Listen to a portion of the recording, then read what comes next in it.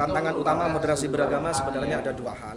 Pertama, sebagian dari kalangan kita yang memiliki pemahaman radikal dalam beragama, agama apapun itu, bukan hanya Islam, yang menganggap bahwa orang yang tidak sepaham dengan dia itu kafir, orang yang tidak sepaham dengan dia itu bahkan halal darahnya. Ini nyata, dan ini ancaman nyata terhadap negara kesatuan Republik Indonesia juga, karena mereka menolak Pancasila dan seterusnya.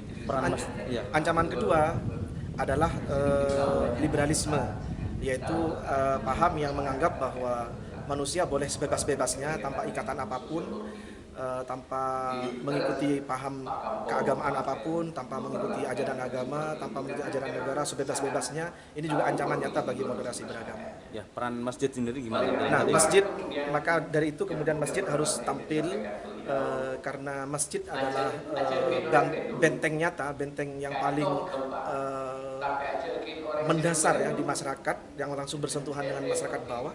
Maka masjid harus menampilkan wajah Islam yang rahmatan lil alamin, di mana dia memiliki komitmen kebangsaan yang kuat, dia toleran terhadap berbagai perbedaan dan keanekaragaman di masyarakat, dia juga tidak memaksakan kehendaknya, dia juga bisa mengakomodasi tradisi dan budaya yang ada di sekitar, dan tentu saja masjid mengajarkan Islam yang cipta damai, yang anti kekerasan. Acara moderasi beragama berbasis masjid ya.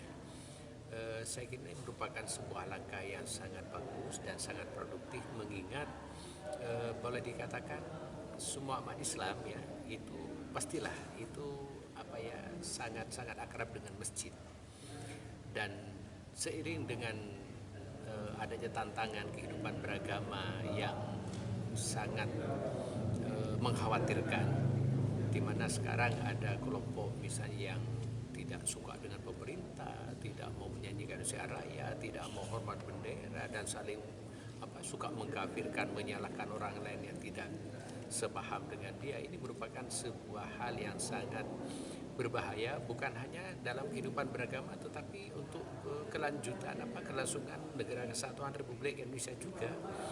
Oleh karena itu maka pengurus takmir masjid ini di Kecamatan Silo menganggap ini sebagai sebuah hal yang sangat bagus, dan alhamdulillah, dan ini menyamakan langkah, menyamakan pikiran untuk apa yang akan kita lakukan dalam rangka untuk menyelamatkan umat, untuk menyelamatkan jamaah kita masing-masing dari paham-paham yang tidak sesuai dengan apa yang diwariskan oleh para ulama kita. Terima kasih. Ini terkait dengan dana UKIM, istilahnya uang kehormatan imam masjid. Ini dana ini bersumber dari APBD Provinsi Jawa Timur. Untuk tahun ini Jember mendapatkan anggaran dana 550 masjid, per masjid satu orang mendapatkan 2,5 juta selain pajak atau dipotong pajak. Artinya bahwa kami menyalurkan anggaran ini sejumlah 1,1 lebih miliar rupiah. Bahwa uang ini tidak sedikit, dan ini sudah berjalan semenjak 2019, 2020. 2019 itu kita dapat jatah atau kuota 500, 2020 itu dapat kuota 600, 2021 itu dapat 400, dan sekarang alhamdulillah kembali ke angka 550 masjid, per masjid satu orang imam rawatib.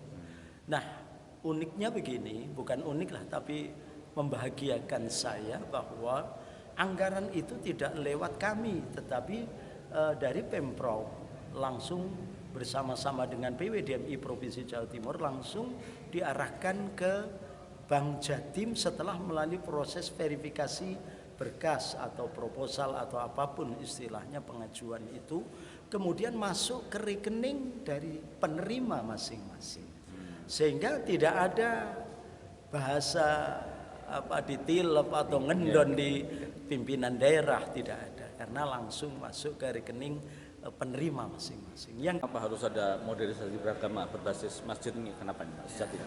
Jadi kantor urusan agama harus merevitalisasi peran-perannya di masyarakat, terutama peran keagamaan. satunya adalah melalui masjid. Nah, kenapa aku harus moderasi? Karena kaitannya dengan bagaimana masyarakat itu ke depan rukun, bagaimana masyarakat Silo pada khususnya itu menjadi masyarakat yang toleran, bekerja sama dengan baik dengan lintas lintas organisasi, sehingga menjadi, kalau bahasa teman-teman itu, mutiara dari timur.